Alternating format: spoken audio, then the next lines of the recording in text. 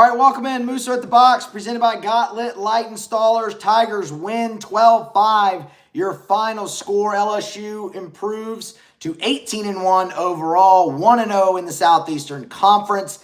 They extend their winning streak to 13 straight games. There's a lot to like in that opening victory for LSU over Missouri, and we will go through all of it here on tonight's episode of Musso at the Box. From Cade Anderson with a career high, and from Anderson with a career high, and then in innings pitched. I don't know why I blanked.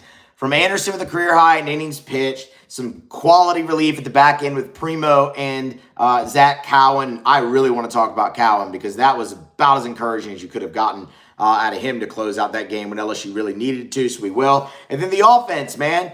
You started a little slow hitting-wise, but Missouri gave you some gifts, and ultimately you end up with 9 hits, 12 more runs. Remember, this team's averaging 10 runs per game. Like during this winning streak, they've been phenomenal. So, no errors for LSU. Another clean game in the field. We'll go through all of it. That is a really, really, really impressive win for LSU to open up the season. Devin, we are absolutely going to get to Jake Brown. I have strong thoughts on Jake Brown. But before we get into the ball game, would be remiss to not mention Sandy Bertman and pass along condolences to Skip, his family, and anyone who knew Sandy and was friends with Miss Sandy. That is a great loss for the LSU baseball program. It's a great loss for LSU in general. I mean, a coach's wife is one of the most unsung heroes ever. But when you listen to people tell stories about Sandy Bertman, she was far from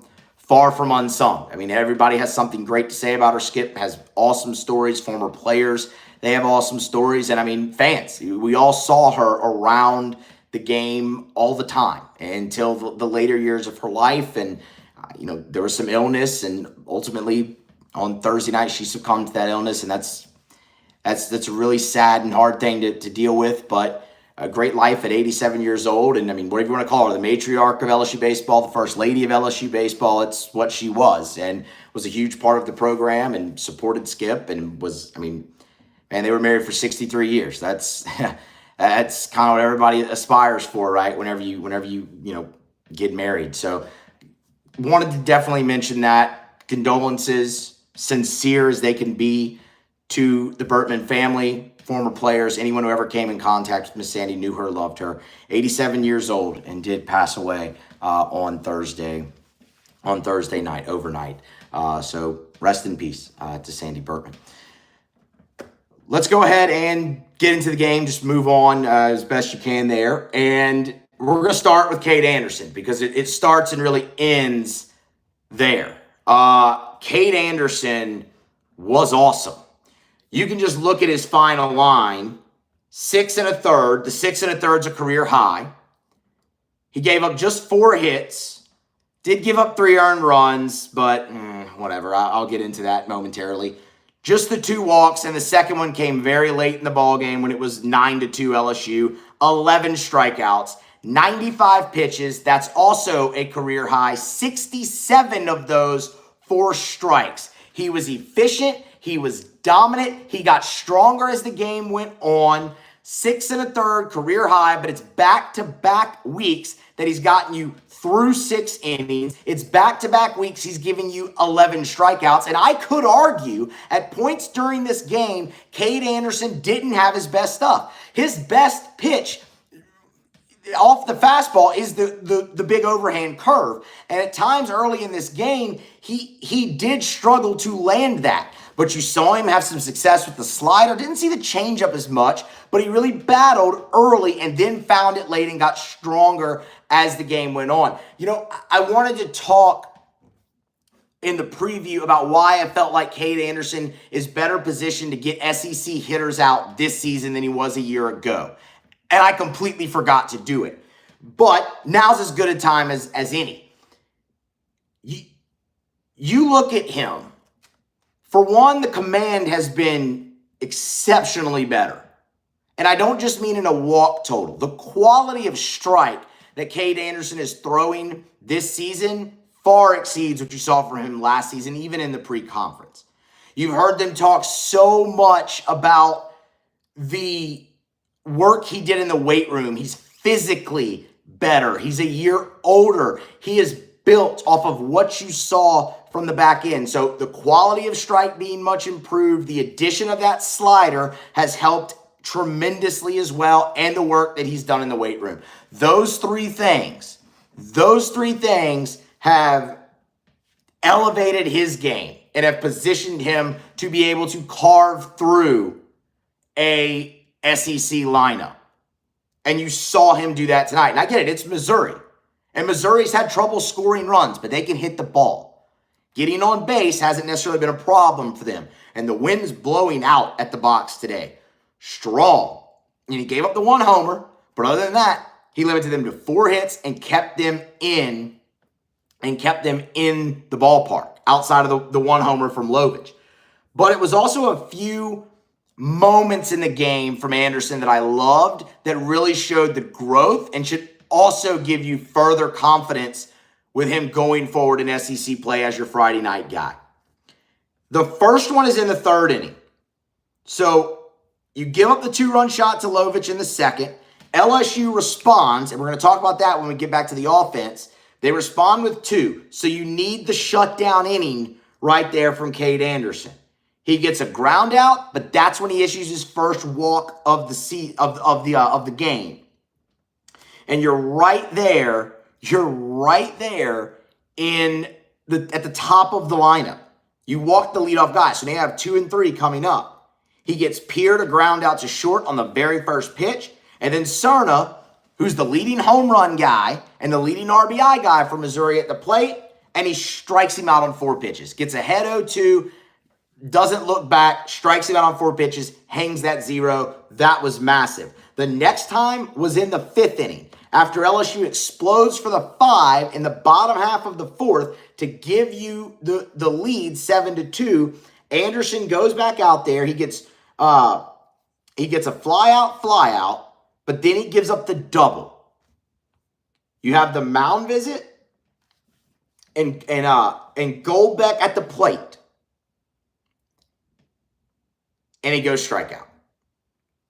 So that's twice in that game where Anderson, going through the top of that lineup, having the lineup flip on him, puts up not just a 0, the key 0, the shutdown 0, after your team scored to tie and then to give you the lead. That is absolutely massive, and that is the most encouraging thing I saw from Cade Anderson tonight. Not him going into the 7th, although that was great. Not him holding the velocity all the way through, although that's great. Him getting those 2 shutdown 0s and doing one against the leading RBI and the leading home run hitter for Missouri, and the other against the leadoff hitter with a runner in scoring position.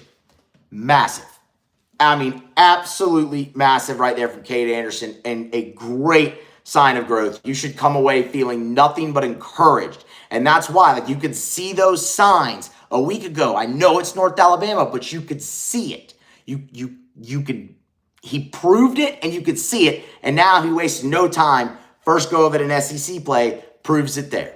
He was awesome. So major hat tip to Cade Anderson. He is the story of this ball game, and deservedly so. That was a masterful performance by him to open up SEC play. Masterful. Now, you got 2 more games this week, but if we're looking forward for Anderson, it's obviously going to be a stiffer test. You'll be on the road in Austin. That crowd will be packed. And they just scored a big win over Mississippi State tonight to open up their conference play. So it's going to be another test for him. But right now, in this moment, in this series, masterful start for Cade Anderson. Absolutely brilliant. Offensively, when we want to talk about that for a little bit, man, I thought Luis Hernandez, we'll start with him, had a great night at the plate. He put the ball in play each time. The big blow came in the 2nd after Pearson's hit by the pitch. Hernandez falls down 0-2 in this count and then drills one to center field for his 2nd home run of the season. Couple more RBI, and it tied the game. That was a huge at-bat for LSU. You fast forward to that 4th inning, and man, you really saw some great things offensively from the Tigers in that moment. You really saw them kind of not grasp, but continue the trends that they have, been leading here for the betterment of 13 games offensively since that loss to Omaha. Josh Pearson goes opposite field with a single to start that inning. After Hernandez flies out, Braswell's hit by a pitch in a 1-2 count. We talked about Missouri's pitching staff. They're not good. That's a perfect illustration of that. You hit a guy who is way below the Mendoza line at the plate. You have him down 1-2 and you hit him. That's gruesome, but that's Missouri's pitching staff. Stanfield would then come up and draw a walk, and that flips the line. It loads the bases and flips the lineup, and you get Curiel up there for a third time. And you know what? I'll credit Ian Losey. He pitched quite well in the beginning of this game, got through the lineup. Now, LSU did a great job with his pitch count and keeping traffic on the bases, but he was able to wiggle off the hook. Not so much once that lineup turned over a third time. Derek freaking Curiel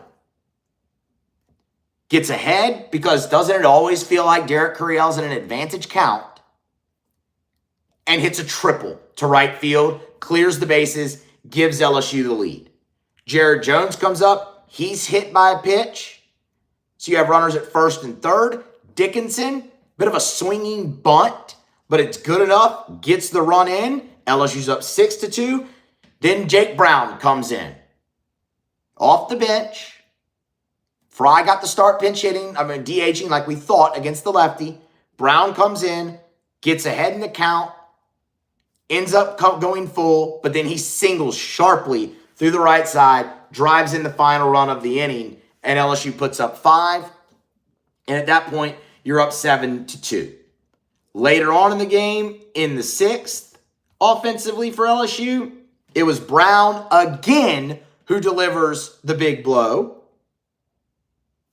Hit by pitch, fly out, single. The single was from Jones. Really good to see him get on the board with a hit because he did punch out his first 2 at-bats and didn't look very good doing it. So great to see him bounce back, make an adjustment throughout the game, and get the knock.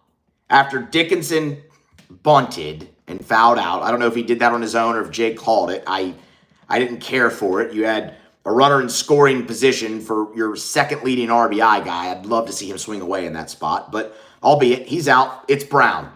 Ahead in the count, 3-1, double, 2 more RBI comes. That was with 2 outs, continuing of a trend we've seen from this offense. You love to see it if you're an LSU fan. And that gave Jake Brown 3 RBI on the day, 2 hits. He would add a sacrifice fly in a 3-run 8th inning for LSU that was punctuated by Monster Milam with the exclamation point, his 5th home run of the season to right field to give LSU their 12 runs. But when you look offensively for LSU, the standout is Jake Brown. And this is where I want to have this conversation because here's the deal. Here's Jake Brown's last 2 games.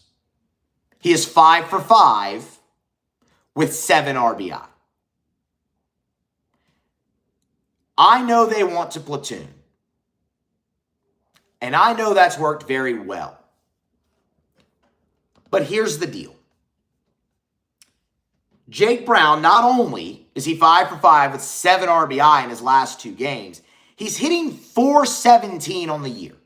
That guy has to be in the lineup every day. I don't care if there's a lefty on the mound. I don't care if there's a righty on the mound. I don't care if it's in right field. I don't care if it's a DH. I don't care. Jake Brown has to be in this lineup every day. He needs to be in this lineup every single day because he is making the jump that everyone wanted him to. This is a guy who hasn't been in there every day and is still hitting .417, whether it's in a pinch hit role or in a starting role, he is delivering.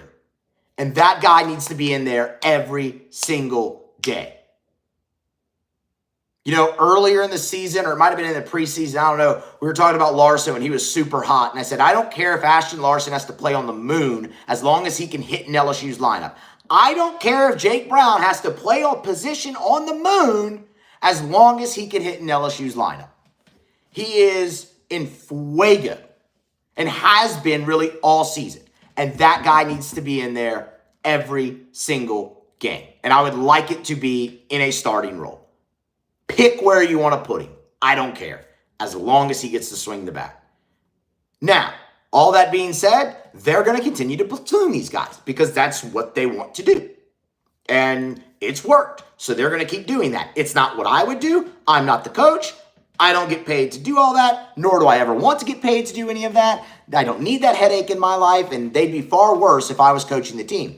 But that is something that I would really, really, really like to see going forward. DJ Trauma Gaming with the super chat. Cashed a ticket on the 4.5. Love to see it, DJ Trauma Gaming. Cash those tickets, man. Ooh, Florida's making a comeback. Sorry, I have the Tennessee-Florida game on in the background, and it's 4-3. As the Gators, Tennessee just put up a 3 spot in the bottom half of the 5th, and now Florida has the bases loaded, and they've put up 2 here in the top half of the 6th. Shout out. All right. Gauntlet Light Installers, gauntletlights.com. Go there, get your quote. Permanent landscape, outdoor lighting, front yard, backyard, home or business, Gauntlet Lights, they handle that. You just redid your backyard, you're doing your patios, you're doing your flower beds for spring. You want to illuminate that area, Gauntlet Lights, permanent landscape lighting there. And then, of course, you're hosting your party, home, business, wedding reception, graduations. Start thinking about that, y'all. 2 months. You're going to host your graduation parties. You need lights for that. GauntletLights.com. Get your quote. Custom design, cut to fit, no loose lights. Work with Derek and his team. Trust me, and tell them you heard it right here on Musso at the Box. Gauntlet Light Installers, GauntletLights.com. All right, let's talk about the bullpen, and then we'll get to some questions from all of you. And I think Florida just chased Liam Doyle from the ballgame. I thought overall the bullpen was really good for LSU. Connor Benj struggled, and that was not something that I wanted to see. So if you listened to our Q&A, our pre-SEC Q&A that we did on Musso at the Box, the very first question we tackled was to rank LSU's relievers, and I had a hard time with Connor Benj because he's a guy that we've seen in leverage spots and do well in those. Kansas State comes to mind. He's a guy we've seen pitch twice in a weekend and do well. Frisco again for him there. Those are all things that you want. But the reason I couldn't really go forth with him in that top tier was because of the walks. And they go to Benj in the 7th after Anderson gives up a walk and a single, and you have runners at first and third with 1 out. It's 9-2. It looks inconsequential, but it's not. Because you're putting him in a spot there where, okay, you're in a bit of a jam. Can you prevent those inherited runners from scoring? And he comes out and he walks the very first guy that he faces. And that cannot happen. Now, to his credit, he did get the next 2 outs, but did allow one of the runs to score, and it gets charged back to Anderson, which I hated because, quite honestly, just selfishly, it doesn't mean anything in the long term. I thought Anderson deserved better than that with the way that he pitched. And I'm like, man, that line would have looked even better if it was 2 runs and not 3. But whatever. Again, that's inconsequential. What's more is you're bringing in Connor Benj in that spot. And while he limited the damage, and ultimately that's what you're looking for, you'd feel a lot more comfortable if he comes in and throws strikes. And that's the thing about that walk. It's not just that it was a walk. It was a non-competitive walk. He fell behind 3-0. He walked about 5 pitches, fell behind 3-0, and then, throws the get me over, guaranteed third strike, whatnot, and then delivers the walk. But he gets the fly out and the strikeout. So that's good. You end up in the 8th inning, though, and he falls behind Pierre 2-1, has to come over the plate with a fastball, and it's hit over the fence. Wind aided? Sure. Fine. It looked like a routine pop-up off the bat. It went out. It's March the box. It's a launching pad. We all know this. It's one reason LSU's homers have gone up so much. But the bigger issue there is he fell behind in the count 2-1. Cerna comes up right after that. He falls behind in the count 1-0. Fastball, and it's hit out to left, carries on the wind, and goes out. They're both wind-aided. Fine. He fell behind in both counts, and that ultimately chases him out of the game. So look, if Connor Benj is going to be a guy who comes in and leverage spots for you, which is a role they clearly want him in, he has got to throw more strikes and more consistently. When you look at his total on the game, Connor Binge in 2/3 of an inning threw 16 pitches, 9 strikes. It's more strikes than balls, but not by much. That's 9 strikes, 7 balls. That has to improve if you're going to be a high leverage guy. Now, enter DJ Primo. Primo was asked to come in and get 2 lefties. And this is something we also talked about. The lack of a consistent left-handed relief option is concerning to me on this team right now. And it was going to be interesting to see who got first crack. Primo did, and it's kind of a role that they've been using him in. Now, our thing with Primo has also been the consistency of strikes. And while he got the 2 lefties, which is his job, and he deserves immense credit for that and tip of the hat, and he'll continue to get that opportunity because he did that, the consistency of strikes was not there. He went to full counts on both hitters, did end up with a K. The K was actually really impressive because he came all the way back from down 3-1 to get the guy, or 3-0 even to get the guy. But both go to the full counts. 13 pitches, 7 strikes. 7 strikes, 6 balls. You'd like a little bit more domination, but he'll continue to get that opportunity, as I said, because he did his job. He got the 2 lefties that he needed to get. So check at the box. Good outing from Primo. Go build on it and see if he can continue to hopefully find some consistency in the strikes. Because if you're going to bring him in a tighter situation than that to face, left-handed guys where the game's on the line, it's got to be strikes. Consistent and quality strikes. But for now, tip hat, good outing. He got the job done. Zach Cowan comes in. And Zach Cowan comes in, goes an inning and a third shutout, punches out 2. The changeup was phenomenal. The thing that I loved most about Cowan is he threw 17 pitches in that inning and a third. You need him later in the weekend, he can come back for you. You didn't burn him. You were able to use one of your top bullpen arms, close out a game, and you did not burn him. Absolutely awesome. And he pounded the zone. 17 pitches, 12 strikes. That's what you're always going to get from Zach Cowan. The changeup is absolutely filthy. It might be my favorite pitch on this staff. Maybe William Schmidt's curveball, because that thing is absolutely disgusting, and that actually might be the best pitch on the staff. But if you've listened to this show at all, you know I'm a sucker for a changeup. It's the best pitch in baseball, and he's got it. And he'll throw it in any count, right on right, doesn't matter.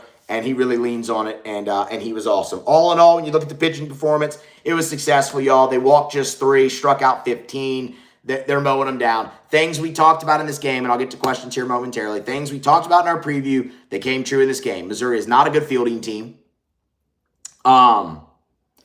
Missouri strikes out a bunch. And their pitching staff's horrible. Styles make fights. That happened in this game. You saw it.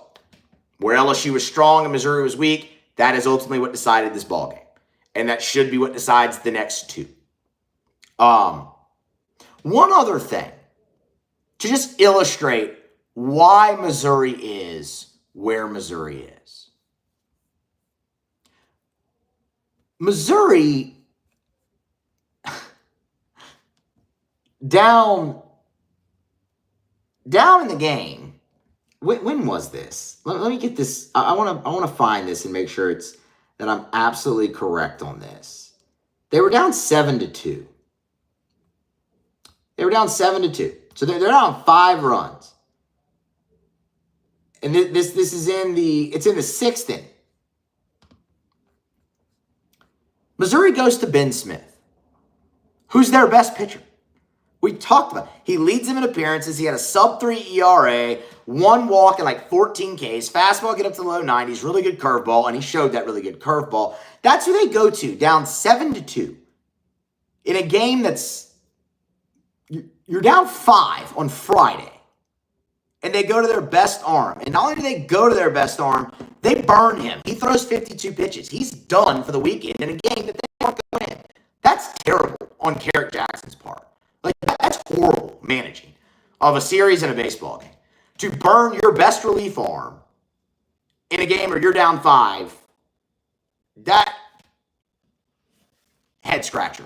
But that's why Missouri's an 8-9 team and at the bottom of the SEC and will stay there. Like, regardless of what happens the rest of this weekend, Missouri is going to finish either 15th or 16th in this league. I say either because South Carolina ain't great. All right, questions. Y'all got any questions? Smash the like button if you have not already.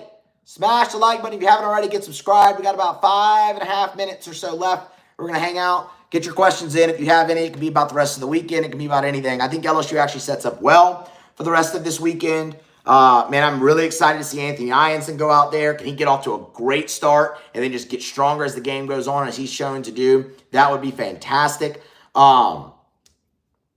to see there. And I'm curious to see what they do with the lineup because you're facing another left-handed pitcher. Does Ethan Fry get another start at DH? Do you see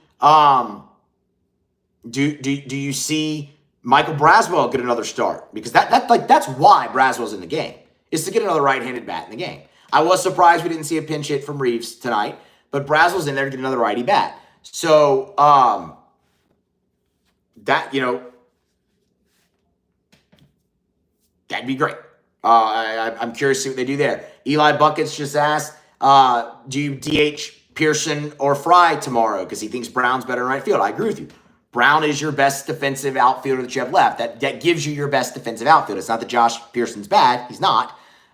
Brown's just a center fielder. And, I mean, that gives you 3 center fielders in your outfield, which is, kind of what you always want.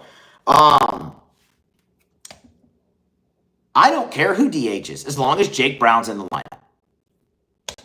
So you want it to be Pearson and you want it to be Fry to get another righty bat in there? Sure. I just want to see Jake Brown in the lineup. I don't want to see him in the lineup every day. And you can get Fry some ABs later in the game or whatnot. Because, again, they're going to continue to platoon this. Like, Jay's going to stick with that. I'm certain. So, we will see how it goes. Oh, man, Florida is a really, really good ball game right now over there in Lindsey Nelson. And look, a ball is going to fly out of that stupid high school field. Oh, no, I'm sorry. No, yeah. Did it stay in? Sorry, this is horrible. Yeah, it stayed in. It's a triple. Wow, look at that. All right. Any more questions, guys? Anything else that y'all would like to talk about before we wrap for the night? Because I'm about to go get some dinner. I'm crawfish etouffee. Fired up for it. Not going to lie. All right. Moose with the Box, presented by Gauntlet Light Installers. Smash the like button on your way out. Get subscribed if you have not already. And, Eli Buckles. Sorry, thought it was Eli Buckets. You should change it to Eli Buckets. So good. Moose with the Box, presented by Gauntlet Light Installers. We'll be back after the game tomorrow night. Game 2, LSU and Missouri.